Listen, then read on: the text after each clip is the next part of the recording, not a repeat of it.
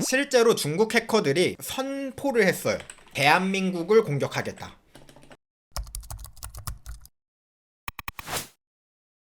1월 해킹 사건 사고에 대해서 다뤄보도록 하겠습니다. 중국에서 난리죠. 샤오칭 활동했던 중국 해커 김천 녹색 미래과학관 딥페이스 공격을 진행했다라고 제가 이야기를 드렸었는데, 중국 해커가 지금 한국을 노리고 있다. 그래서 한국에 있는 정부 사이트 혹은 한국에 있는 사이트들을 싹 다 해킹하겠다라고 하면서 김천 녹색 미래과학관을 해킹했습니다. 이 중국 해커가 미래과학관을 해킹하고 싶어서 해킹한 게 아니라 한국 서버들을 쭉 취약점을 스캐너를 돌리는 거야. 그런 다음에 걸리는 애들만 해킹하는 거다라고 제가 이야기를 드렸는데, 중국 해커가 이 김천 녹색 미래과학관이라는 사이트를 전에 알고나 있었을까요? 이 사이트가 있는지도 몰랐습니다. 근데 취약점이 나오니까 어떻게 해요? 해킹을 하고 그리고 선전을 하는 겁니다. 우리는 대한민국 사이트를 해킹했어. 우리의 주적은 대한민국이라고 이야기를 하는 겁니다.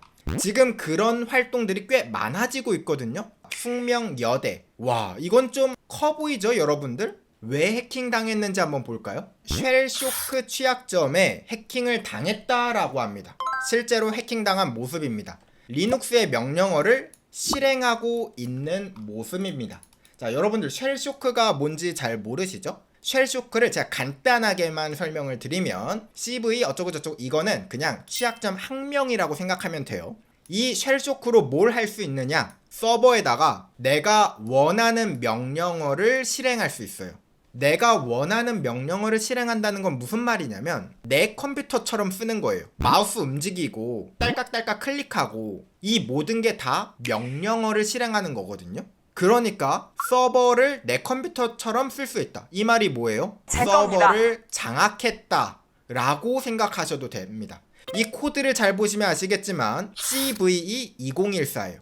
2014년에 발견된 취약점입니다. 지금 뭐예요? 2024년이죠. 10년 전에 발견된 취약점으로 지금 공격을 한 겁니다. 그럼 이 취약점을 제거할 수가 없느냐? 있습니다. 쉘쇼크를 제거하는 최신 패치법 2014년에 바로 나온 거예요. 그쵸? 옛날에 발견된 취약점을 이용해서 지금 숙명여대 사이트를 해킹한 거죠. 다른 케이스를 한번 보여드릴게요. 다른 케이스.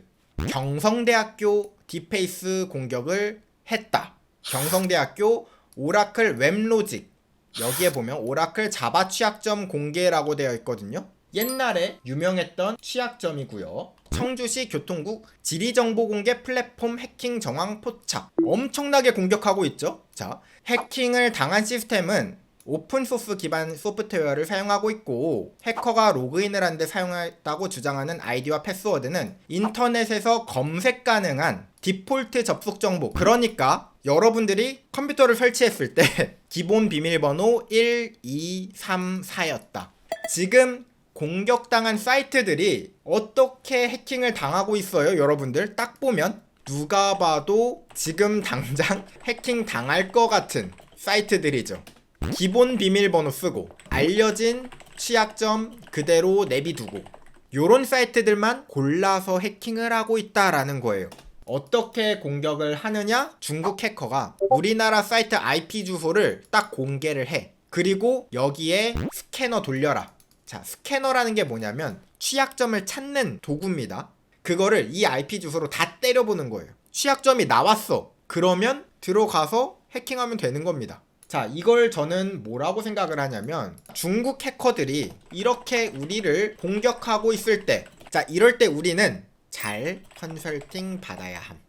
무슨 말이냐면, 긍정적으로 생각을 해보면 이미 알려진 취약점들을 중국 해커들이 우리를 무료 컨설팅을 해주는 거예요.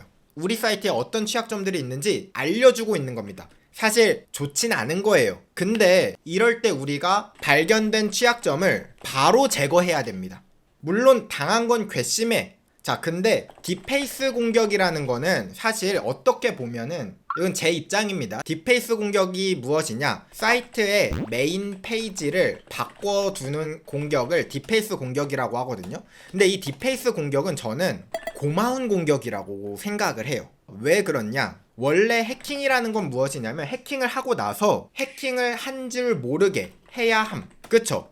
거기에서 정보를 몰래 빼가거나 그걸 내 좀비 PC로 만들거나 등등인데 해킹 당했다는 걸 바로 보여주는 공격이에요. 해커 입장에서 보면은 왜 그러나 라는 생각이 들거든요. 그러니까 해킹을 당했어. 자, 그러면 어떤 공격을 당했는지 당연히 로그를 분석해야겠죠. 중국 해커들이 걱정을 했나봐요. 자기들이 무료로 컨설팅을 해주고 있는데 한국 기업들이 못 찾아가지고 못 고칠까봐 걱정을 했나봐요. 우리 기업이 이 취약점을 못 찾을까봐 유튜브에 해킹 과정을 공개해줍니다.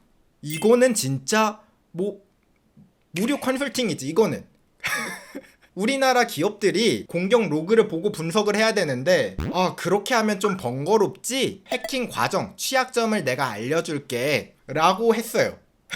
뭐 좋은 건지 안 좋은 건지 모르겠지만 중국 해커도 그런 생각을 했나봐요. 현재는 지운 상태다라고 합니다. 그래서 이제 무료 컨설팅은 끝나게 된 건데 우리나라 기업 입장이라면 사실 이런 식으로 중국 해커들이 공격을 활발하게 하고 있을 때 이 기회에 우리도 스스로 취약점을 점검할 수 있어야죠. 우리가 놓친 취약점들이 있었나? 중국 해커들만 일 시키지 말고 우리도 같이 일을 하라는 거예요. 우리나라 보안 담당자들이 게을러질 수도 있잖아요. 어차피 해커들 공격 안 해 라고 좀 느슨해질 수 있지만 이 느슨함에 경각심을 주는 좀 이 긴장감을 주는 매개체가 될 수도 있지 않을까. 그래서 이 중국 해커들이 열심히 활발히 지금 어떻게 하고 있다? 공격하고 있다 라는 걸 여러분들이 알고 있으면 됩니다. 실제로 중국 해커들이 선포를 했어요. 특히 대한민국 정부 사이트를 공격하겠다. 그쵸? 이슈화 되지 않았죠. 왜냐? 뭐 청와대가 털린 것도 아니고 끽해봐야 뭐 작은 사이트들 계속 이런 요 정도만 해킹 당하고 있으니까 이슈는 안 됐지만 중국 해커들은 열심히 일을 하고 있습니다. 대한민국 정부 사이트를 해킹하기 위해서 말이죠. 대한민국 정부 사이트 그렇게 만만해요? No. 정부 사이트는 만만하진 않아요. 다른 대학교나 이런 데보다 당연히 만만치 않겠죠. 중국 해커들이 정부 사이트를 해킹하고 싶어. 근데 취약점을 못 찾아. 그러면 어떻게 해요? 지금 중국 해커들이 하고 있는 건 이겁니다.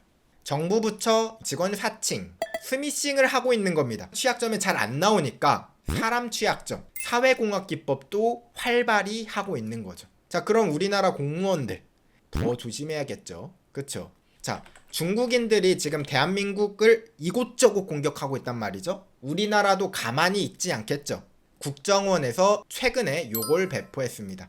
중소기업 기술 유출 방지 IT 보안 가이드라인이라는 걸 만들었습니다.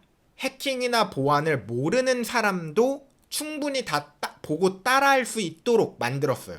만약에 나 개인 서버를 돌리고 있다, 아니면 개인 컴퓨터를 좀 더 안전하게 쓰고 싶은데 어떻게 해야 되지? 하신다면 국정원 사이트에 들어가 가지고 발간 자료의 방첩 부분에 있습니다.